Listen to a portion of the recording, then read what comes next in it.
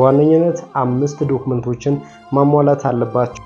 የአሜሪካን ስቴት ዲፓርትመንት በርካታ ተማሪዎች አጭበርብረዋል ብሎ ይፋ አድርጓል። ሰላም እንዴት ናችሁ? ኢትዮ ትራቭሎች ነን። ከቪዛ ኢሚግሬሽን፣ ፓስፖርት፣ ዓለም አቀፍና ሀገር ውስጥ በረራዎች ጋር በተገናኘ የተለያዩ መረጃዎችን ወደ እናንተ እናደርሳለን። ሰብስክራይብ በማድረግ ቤተሰብ ሁኑ። ሐሳብ፣ አስተያየት፣ ጥያቄ ካላችሁ ኮሜንት ላይ አስቀምጡልን። የትምህርት ቪዛን በተመለከተ አዳዲስ መረጃዎች ወጣው። በ2026-27 የትምህርት ቪዛ አፕላይ ለምታደርጉ ሰዎች እነዚህን መሰረታዊ መስፈርቶችን ማሟላት ይጠበቅባችኋል ብሏል የአሜሪካን ኢሚግሬሽን። እነዚህ መስፈርቶች ምን ናቸው? በዝርዝር እናያለን። አብራችሁን ቆዩ። ጥያቄዎች፣ ሐሳቦች እንዲሁም ደግሞ ማወቅ የምትፈልጓቸው ከአሜሪካን ቪዛ ጋር በተገናኘ ሐሳቦች ካላችሁ ኮሜንት ላይ አስቀምጡልኝ፣ አየዋለሁ። የአሜሪካን ኢሚግሬሽን በኤፍ1 የቪዛ አፕሊኬሽን በርካታ ሰዎች ማጭበርበር ፈጽመዋል በሚል የቪዛ እገዳ አድርጎ ነበር እንደሚታወቀው። አሁን ደግሞ የቪዛ እገዳውን አንስቶ አፕላይ እንዲያደርጉ ሰዎችን ጋብዟል። ስለዚህ እነዚህ አፕላይ የሚያደርጉ ሰዎች ምን መስፈርቶችን ማሟላት አለባቸው በዝርዝር እናያለን። አብራችሁን ቆዩ። አዲስ አበባ በሚገኘው የአሜሪካን ኤምባሲ አፕላይ ማድረግ ትችላላችሁ። ነገር ግን እነዚህን ዶክመንቶችን ደግሞ ማሟላት አለባችሁ ብሎ አውጥቷል። በዋነኝነት 5 ዶክመንቶችን ማሟላት በጣም ወሳኝ የሚባለውን 2 ቲፖችን ደግሞ እጨምርላችኋል። በአሜሪካን የተለያዩ ስኮላርሺፕ የሚሰጡ ዩኒቨርሲቲዎች፣ ኮሌጆች ላይ አፕላይ ያደርጋሉ። ይህን ተከትሎ እንግዲህ ማሟላት ያለባቸው መስፈርቶችን በዝርዝር እናያለን። አሜሪካን ኢሚግሬሽን አንደኛ ላይ ያደረገው የትምህርት መስኛው የፍቃድ ወይንም ደግሞ ከዩኒቨርሲቲው ወይንም በአሜሪካን የትምህርት ሚኒስቴር በኩል ስኮላርሺፕ ለመስጠት ፍቃድ ያለው መሆን ይጠበቅበታል ማለት ነው። ያንን ፍቃድ ያገኘ ከሆነ ይህም በመስፈርቱ አፕሩቭ ይደረጋል። የመጀመሪያው ነገር ያው ፍቃድ ሊያገኝ ይገባዋል። ለምሳሌ ካሊፎርኒያ፣ ቺካጎ፣ ኒውዮርክ፣ ዳላስ፣ ቴክሳስ የትኛውም የአሜሪካን ግዛት ውስጥ ሆኖ ለተማሪዎች ስኮላርሺፕ የመስጠት ፍቃድ ሊኖሩ ይገባል በአሜሪካን መንግስት ማለት ነው። ሁለተኛው ደግሞ አካዳሚካል ደግሞ የምትወስዷቸው ፈተናዎች አሉ። ይህም ከቋንቋ አይልስ እና ቶፍልስ ይባላል። ይህንን ፈተና ማለፍ ይጠበቅባቸዋል ማለት ነው። በየትኛውም ዲፓርትመንት፣ በየትኛውም ኮሌጅ፣ በየትኛውም ዩኒቨርሲቲ ለመማር የምታስቡ ሰዎች ይህንን ማወቅ ይጠበቅባቸዋል።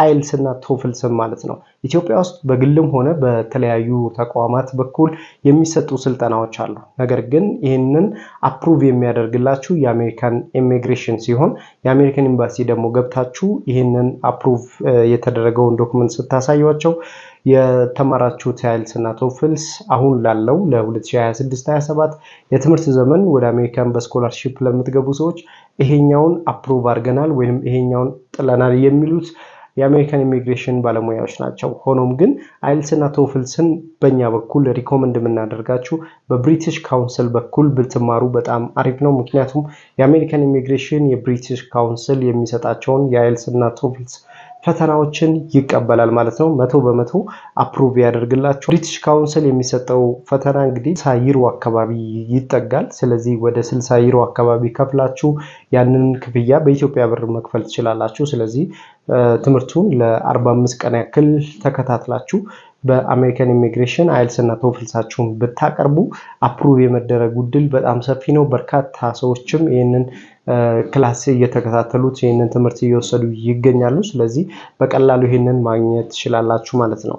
በሶስተኛ ደረጃ ካስቀመጣቸው መስፈርቶች መካከል የፋይናንስ ማረጋገጫ ነው። ይሄ ማለት እንግዲህ ከፋይናንስ ማረጋገጫ አንደኛው ባንክ ስቴትመንት ነው። በአሜሪካን ካሉ ኮሌጆች ወይም ዩኒቨርሲቲዎች ለእናንተ ትምህርታችሁን፣ ወጪያችሁን፣ አኮሞዴሽናችሁን መሸፈን ይጠበቅባቸዋል። ይሄንን እንግዲህ ግዴታ ለዩኒቨርሲቲ ወይም ለኮሌጁ የምትከፍሉት የእናንተን አኮሞዴሽን የተከፈለበትን ደረሰኝ ማሳየት ይጠበቅባቸዋል። ያንን ወጪያችሁንም እንደምትሸፍኑ ማሳወቅ አለባችሁ። ይሄ ምናልባት ከI-20 ጋር በተገናኘ የተለያዩ ዶክመንቶቻችሁን አፕሩቭ የምታስደርጉበት ነው። በሌላኛው ደግሞ ከትምህርት ዓላማችሁ ጋር በተገናኘ ለምንድነው ትምህርቱን የምትወስዱት? ስለዚህ ይህንን ስታተስ ሙሉ በሙሉ መሙላት ይጠበቅባል። ሰጧቸው መልሶች አሉ። ነን ኢሚግራንት ኢንትሪ አለ። ይህንን ሙሉ በሙሉ ማሟላት አለባችሁ። ምናልባት ይህንን በባለሙያም ማስሞላት ትችላላችሁ። በራሳችሁም ግን መሙላት ትችላላችሁ። እዚህ ጋር የሚያስፈልጋችሁ የልደት ሰርተፊኬት እንዲሁም የትምህርት ዓላማችሁ ለምን እንደምትማሩ ለምን እንደምትሄዱ ወደ አሜሪካን ለትምህርት የሚያስረዳ ስለናንተ ስታተስ እንዲሁም ደግሞ የእቅዳችሁን በአጠቃላይ ማስቀመጥ አለባችሁ። በማን በኩል ይህንን እድል እንዳገኛችሁ በቤተሰብ ነው በስራ ባልደረባችሁ ነው ወይስ በማን በኩል ነው የሚለውን ዲቴይል ኢንፎርሜሽን ወይም በኤጀንቶች በኩል ነው ዲቴይል ኢንፎርሜሽን መስጠት ይኖርባችኋል። ለማን ለአሜሪካን ኢሚግሬሽን ማለት ነው። ነጥቦችን ካወቃችሁ በኋላ ቀጥታ ወደ እናንተ አፕላይ ወደምታደርጉባቸው ዩኒቨርሲቲዎች ወይም ኮሌጆች ስታመለክቱ ደግሞ የሚያስፈልጋችሁ ዶክመንቶችን እናያለን። ሰብስክራይብ አድርጉ፣ ላይክ አድርጉ፣ ሼር አድርጉ። እንደሚያሳየን አናሊቲክስ ላይ እንደምታዩት ብዙ ሰው ሰብስክራይብ ሳያረገን ላይክ ሳያረግ ነው እያየ ያለው። ሆኖም ግን መረጃዎች ቶሎ እንዲደርሳችሁ ሰብስክራይብ ማድረጉን እንዳትረሱ። ወደ ሁለተኛው አስፈላጊ ዶክመንቶች እናልፋለን። ሁለተኛው አስፈላጊ ዶክመንቶች ስናልፍ ከሚያስፈልጋችሁ መስፈርቶች መካከል I-20 ይባላል። ይሄ ዶክመንት ምንድነው? ከዩኒቨርሲቲው የሚሰጣችሁ ወይንም ከኮሌጁ የሚሰጣችሁ ዶክመንት ሲሆን በዚህ ውስጥ የተለያዩ ጥያቄዎች አሉ። ምናልባት እንግዲህ እንደናንተ አፕላይ እንዳደረጋችሁበት ዲፓርትመንት እንዲሁም ደግሞ አፕላይ እንዳደረጋችሁበት ስቴት ሊለያይ ይችላል I-20። ነገር ግን I-20 አይቀርም። ያ ጥያቄ ምን አለው ዲቴይል ኢንፎርሜሽን ምናልባት ቴሌግራም ቻናላችን ላይ እናስቀምጥላችኋለን። እሱንም እንግዲህ ማግኘት ትችላላችሁ። ዲስክሪፕሽን ላይ አስቀምጥላችኋለሁ። በI-20 ላይ ህጋዊ መንገዱን ተከትላችሁ አፕላይ እንዳደረጋችሁ ዩኒቨርሲቲ ወይንም ኮሌጁ ትክክለኛ መሆኑን እንዲሁም ደግሞ አፕላይ ያደረጋችሁባቸው ኮሌጆች ዩኒቨርሲቲዎች መልሰው ለእናንተ የሚልኩላችሁ I-20 ፎርም ነው። የዩኒቨርሲቲውን ህግጋቶችን እንደምታከብሩ ለምሳሌ ህጉ ምን ይላል ዲቴይል ኢንፎርሜሽን ያንን አግሪ መፈራረም ሲግኒቸር መፈራረም ይኖርባችኋል። ያንን እንደተስማማችሁ በI-20 ነው የምትገልጹት። ፓስፖርታችሁ ከ6 ወር በላይ መሆን ይጠበቅበታል። ኤክስፓየር ዴቱ ከ6 ወር በላይ መሆን አለበት። DS-160 ፎርም አለ። DS-160 ፎርም ላይ ደግሞ መሙላት አለባችሁ። ይሄም ወደ ኤምባሲ ለኢንተርቪው የሚያስገባችሁ ነው ማለት ነው። I-20 ከመጣ በኋላ ነው DS ፎርም የምትሞሉት ማለት ነው። I-20 እና DS ፎርም ላይ የተወሰኑ ጥያቄዎች ተመሳሳይ ፎርሞች አሉ። ያም እንግዲህ በባለሙያ መሙላት አለባችሁ። I-20 ላይ የሞላችሁትና DS ፎርም ላይ የሞላችሁት ተቀራራቢ ሊሆን ይችላል። ያንን በጥንቃቄ ማየት ይኖርባችኋል። የቪዛ ክፍያ ይኖርባችኋል። የአሜሪካን ኤምባሲ መግቢያ ለቃለ መጠየቅ ስትገቡ $185 ትከፍላላችሁ። ያንን ክፍያ መክፈል ይጠበቅባችኋል። ቅድም ከላይ የጀመርኳቸው ጥያቄዎች አሉ ወይንም ከላይ ላስታውሳችሁ የፈለኳቸው አይልስ፣ ቶፍልስ እንዲሁም የI-20 የዲኤስ ፎርም እንደዚህ አይነት ዶክመንቶችን ሙሉ በሙሉ መያዝ አለባችሁ። የከፈላችሁበትን ለዩኒቨርሲቲው አኮሞዴሽናችሁን ራሳችሁ እንደምትችሉ ስፖንሰራችሁ ስቴትመንት ማሳየት እንደምትችሉ እያንዳንዱ ዶክመንት መያዝ ይጠበቅባል። ቃለ መጠይቅ ላይ የምትጠየቋቸው ጥያቄዎች አሉ። ከኦፊሰሮች የሚቀርቡላችሁ ለምን ያህል ጊዜ ነው የምትሄዱት? ለምን ያህል ጊዜ ነው ትምህርቱን የምትከታተሉት? የት ስቴት ነው ያለው? ምን አይነት ኮርሶችን ነው አይልስ ቶፍልስን የወሰዳችሁበትንና አፕሩቭ የተደረጋችሁበትን ያለፋችሁበትን ፈተናውን ዲቴይል ኢንፎርሜሽን ማቅረብ ይጠበቃል። የምትሞሉት ፎርም አለ ከአሜሪካን ደህንነት ጋር በተገናኘ I-901 የሚባል ፎርም ነው። ይሄም ከአሜሪካን ደህንነት ጋር በተገናኘ እናንተ ትክክለኛውን መንገድ ተከትላችሁ እንደምትሄዱ ምንም አይነት ችግር አሜሪካን ላይ እንደማትፈጥሩና ያላችሁበትም ሀገር ላይ ኢትዮጵያም አይነት ግንኙነት እንደሌላችሁ የምታረጋግጡበት ዶክመንት ነው። ያ ማለት አሜሪካን የምትሄዱት ለትምህርት ብቻ እንደሆነና ትምህርቱን ጨርሳችሁ ወደ ሀገራችሁ እንደምትመለሱ ወይንም ደግሞ እዛም ተጨማሪ ትምህርቶችን ልትከታተሉ እንደምትሄዱ ብቻ ለአሜሪካን ደህንነት ይሄ ማለት ለዲኤችኤስ የምትገልጹት ነው። ዲኤችኤስ ግዴታ ይሄንን ነገር አፕሩቭ ማድረግ ይጠበቅበታል። ያለበለዚያ የI-20ም ተቀባይ ዩኒቨርሲቲ ማግኝታችሁ የአሜሪካን ኢሚግሬሽንም ተቀብሏችሁ ነገር ግን ዲኤችኤስ የሚባለው የአሜሪካን ደህንነት ተቋም የማይቀበላችሁ ከሆነ ሙሉ በሙሉ ቪዛችሁ ሪጀክት ይደረጋል ማለት ነው። ይሄ ከመሆኑ በፊት ግን እነዚህን ዶክመንቶችን ማወቅ ይጠበቅባቸዋል። የባንክ ስቴትመንት ነው ሌላኛ አፕሩቭ የምታደርጓቸው ነገሮች አሉ። አንደኛ ከዚህ በፊት የነበረው ሁለት ሰው ለአንድ ሰው ስፖንሰር ማድረግ ይችል ነበር። አሁን ግን ቀርቷል። አንድ ሰው ብቻ ነው ለእናንተ ስፖንሰር መሆን የሚጠበቅበት። ያንን እንግዲህ ማድረግ ይጠበቅባቸዋል። ለምሳሌ አባት እናት ለአንድ ልጅ ስፖንሰር ማድረግ ይችላሉ። አሁን ግን አንድ ሰው ብቻ ወይ አባት ወይ እናት ስፖንሰር ማድረግ ግዴታቸው ነው። ከዛ ውጪ ሁለቱ በጋራ ሆኖ የባንክ ስቴትመንት ማቅረብ አይጠበቅባቸውም ማለት ነው። ሌላኛው ከትምህርት ማስረጃ ጋር በተገናኘ አካዳሚካል መረጃዎች ይፈልጋሉ። ይህም ደግሞ አካዳሚካል መረጃዎችን ከትምህርታችሁ ትራንስክሪፕት ማቅረብ ይጠበቅባቸዋል ማለት ነው። ለምሳሌ ከዲፕሎም ሊሆን ይችላል፣ ዲግሪ፣ እንዲሁም ሌሎችም የእናንተን ትራንስክሪፕቶችን ሙሉ በሙሉ ማቅረብ ይጠበቅባቸዋል። ሌላኛው በሶስተኛ ደረጃ እንግዲህ ከኤፍ1 ጋር በተገናኘ አዳዲስ ህጎች የተሻሻሉ በስቴት ዲፓርትመንቱ በኩል የሚወጡ ህጎች አሉ።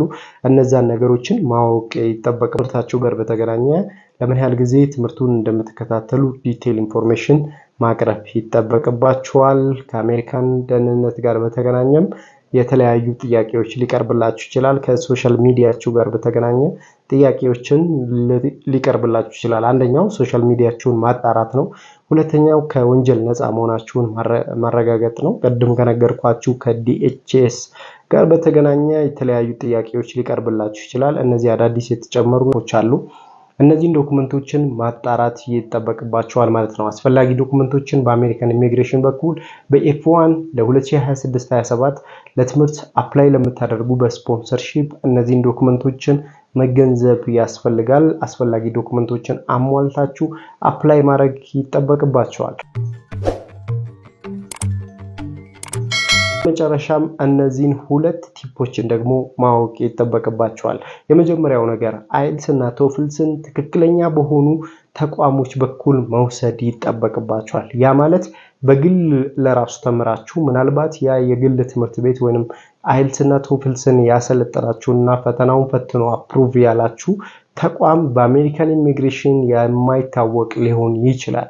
በተለያዩ አዲስ አበባ ከተሞች ወይ በተለያዩ አዲስ አበባ ቦታዎች ላይ አይልስ ቶፍልስን እናስተምራለን የሚሉ ሰዎች አሉ ወይንም ተቋሞች አሉ።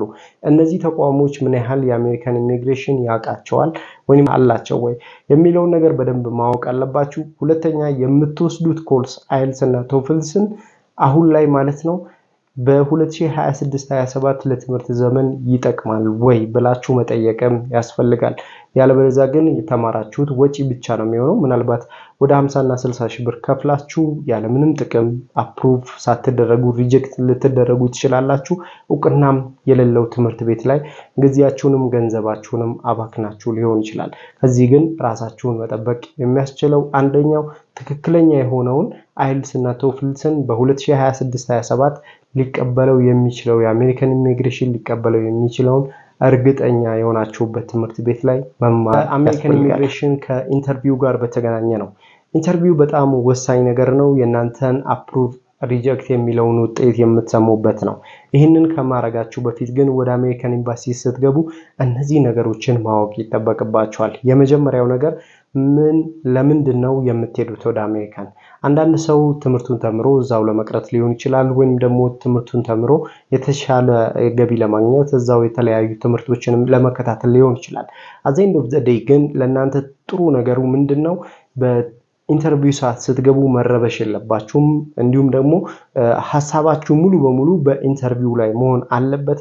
ጥያቄዎችን አስቀድማችሁ ማወቅ ይኖርባችኋል። የሰጣችሁት ምናልባት እስከ ግሪን ካርድ እስከ አሜሪካን ሲቲዝን ድረስ አብሯችሁ ሊከተላችሁ ይችላል። ስለዚህ እያንዳንዱን የሰጣችሁትን በኢንተርቪው ሰዓት የሰጣችሁትን ጥያቄዎችን ወይንም ደግሞ ለዲኤስ ፎርም የሞላችሁትን በአይ20 ላይ የሞላችሁትን በደንብ አድርጋችሁ ማወቅ ይኖርባችኋል። አሜሪካን ሀገር ላይ ህይወታችሁን የምታደርጉ ከሆነ ላይፋችሁን እዛ ሀገር ላይ የምትቀጥሉ ከሆነ እነዚህ ዶክመንቶች በጣም ወሳኝ ናቸው። ስለዚህ እንደቀላል አትዩዋቸው። በደንብ አድርጋችሁ በኢንተርቪው ሰዓት የምትጠየቋቸውን ጥያቄዎችን ከመግባታችሁ ኢንተርቪው ከመድረሱ በፊት ልምምድ ማድረግ አለባችሁ ማለት ነው። ሌላኛው በእንግሊዘኛ ብቻ ነው የምትመልሱት። ይህንን ማወቅ አለባችሁ። እንደ ሌላው የቪዛ አመልካች በአማርኛ ወይም በአፋን ኦሮሞ ወይም በትግረኛ ቋንቋ አይደለም። እናንተ ጥያቄ ትጠየቃላችሁ። ለምትጠየቁት ጥያቄ ግልጽና አጭር መልስ ብቻ መስጠት ይኖርባችኋል።